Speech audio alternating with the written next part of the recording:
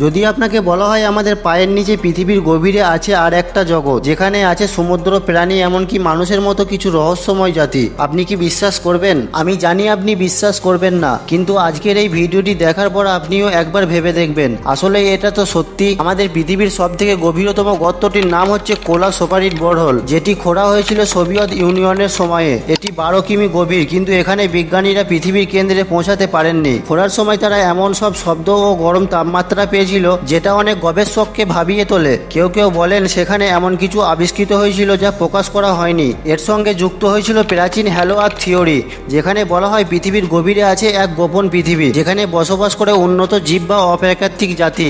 এমনকি 1947 সালে একজন নাবিক অ্যাডমিরাল বাইট দাবি করেছিলেন তিনি তার বিমানে উড়ে এই আন্তঃভূমি প্রবেশ করেছিলেন এবং সেখানে আলাদা সভ্যতার অস্তিত্ব পেয়েছেন। বিজ্ঞান এসব দাবি মানে না, কিন্তু আজও অনেকেই বিশ্বাস করেন আমাদের পায়ের নিচে আছে এক অদৃশ্য রহস্যময় পৃথিবী। এ বিষয়ে আপনার কি মতামত কমেন্টে জানাতে ভুলবেন না, এবং এই ধরনের ভিডিও দেখার জন্য আমাদের চ্যানেলটিকে সাবস্ক্রাইব করুন।